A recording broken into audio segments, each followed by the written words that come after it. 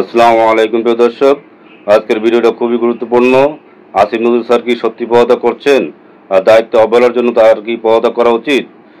এই ব্যাপারে সরাসরি ভিডিওতে দেখব। নাইমুল ভাই কি বলেন, চলুন সরাসরি ভিডিওতে। গোসা ক্ষোভ জিত থেকে আমার আজকের এই ভিডিওটা আমি মনে করি যে ডক্টর আসিফ নজরুল ইসলাম আপনি স্যার পদত্যাগ করে ফেলান, অথবা আপনাকে এই সমন্বয় কমিটি থেকে মানে এই উপদেষ্টা সরকারের যেই মানে পদগুলো আছে সেখান থেকে আপনার বহিষ্কার করা দরকার। অনেকে আশ্চর্য যে কেন ভাই, আপনি তো আসিফ নজরুল ইসলাম স্যারের ফ্যান ফলোয়ার। ইয়েস, আমরা যে রাষ্ট্রের স্বপ্ন দেখি সেই রাষ্ট্র বাস্তবায়ন তাদের দ্বারা কি হবে, হবে না। আসেন কেন এই কথাগুলো বলছি, গেল 4 দিন আগে আমি একটা ভিডিও করেছিলাম, একজন মানসিক প্রতিবন্ধী নারীকে ত্রাণ দেওয়ার নাম করে 5 জন মিলা গণধর্ষণ করছিল। আমরা চাইছিলাম যে এটা নগদ স্পট বিচার হোক, এদেশে ধর্ষণের শাস্তি মৃত্যুদণ্ড, কিন্তু সেই বিচারটা হয় নাই। সেই বিচারটা না হওয়ার ফলে দেখেন আজকে যে ঘটনাটা ঘটছে, এটার জন্য আপনি দায় কারে দিবেন? মানে আইনের সংস্কার আর ইয়ার সময় হবে নাকি ডট ডট পিপ পিপ টাইমে হবে? এবারের ঘটনা কি দেখেন, চট্টগ্রামের কর্ণফুলী উপজেলার মইজ্জারটেক এলাকায় একটি চলন্ত বাসে এক নারীকে গণধর্ষণের শিকার হয়েছে।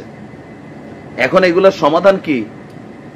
স্টোরি দেখেন যে আপনার মেয়ে, আমার মা, আমার বোন, আপনার ফ্যামিলি, আপনার বউ, তারা তো বাসে চলাফেরা করে, অনেকে সাহসটা দেখেন। আর এই রকম ঘটনা প্রথম না।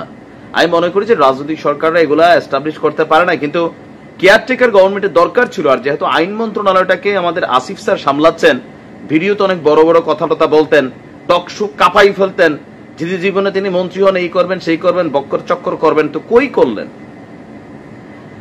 বাসটির যে ড্রাইভার এবং হেল্পার ছিল তারা মিলে এই নারীকে ধর্ষণ করছে, আর মামলার ঘটনায় জড়িত 2 জনকে গ্রেপ্তার করছে। বাট ওয়াই গ্রেপ্তার? মানে গ্রেপ্তারটা কেন হবে? আমরা দেখছি যে সিএমপির কর্ণফুলী থানা পুলিশ তারা গতকালকে সন্ধ্যায় সোমবার সন্ধ্যায় নগরের বাকুলিয়া থানাধীন নতুন ব্রিজ বাস স্ট্যান্ড থেকে এই 2 হারামিকে গ্রেপ্তার করেছে। আর গ্রেপ্তার 2 জন হচ্ছেন আনোয়ারা উপজেলার রায়পুর ইউনিয়নের সরেঙ্গা গ্রামের রাজা তালুকদার বাড়ির মোহাম্মদ শহীদুলকের ছেলে হেল্পার শাহিদুল ইসলাম মিজান, বয়স 19, পটিয়া উপজেলার জিরি ইউনিয়নের ভেল্লাপাড়া গ্রামের জামাল মেম্বার বাড়ির মৃত হাসিম খানের ছেলে ড্রাইভার মোহাম্মদ আজাদ খান প্রকাশ রানা।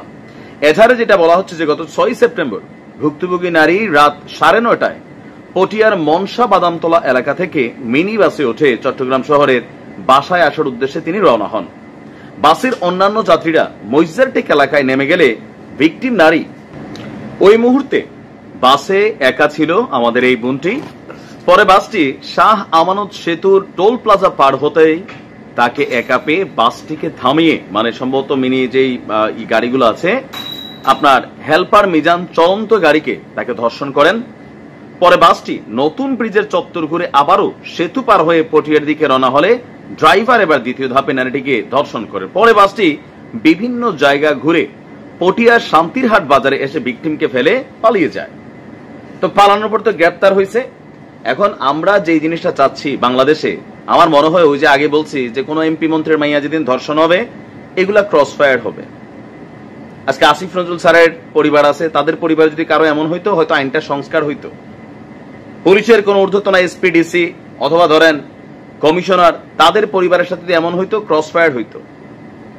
আম জনতা ধর্ষণ হয়েছে তো কি হয়েছে, সে তো জেলে গেছে। আচ্ছা, সে যে জেলে গেছে, এই হারামিরা বের হইয়া আবার তো একই কাজ করবে, শাস্তিটা কে দিবে? এতদিন অনেক কথা পাকনা পাকনা কথা কইছেন স্যার, আজকে আমার আর সহ্য হচ্ছে না। আমরা চাই এদেরকে চট্টগ্রামের পটিয়াতে প্রকাশ্যে ক্রস ফায়ার দেওয়া হোক। তাহলে যদি এই ধর্ষণের ইস্যুটা, এই ধরনের সেন্সিটিভ ইস্যুগুলা মানা যায় না। প্রিয় দর্শক, আপনারা ভিডিওটি দেখলেন, আপনারা কি মনে করেন আসিফ নজরুল স্যারের সত্যি পদত্যাগ করা উচিত? আপনাদের মতামত জানাতে পারেন আমাদের কমেন্ট বক্সে। আর যদি ভিডিওটি ভালো লাগে প্লিজ একটি সাবস্ক্রাইব করে আমাদের পাশেই থাকবেন। ভালো থাকবেন, আল্লাহ হাফেজ।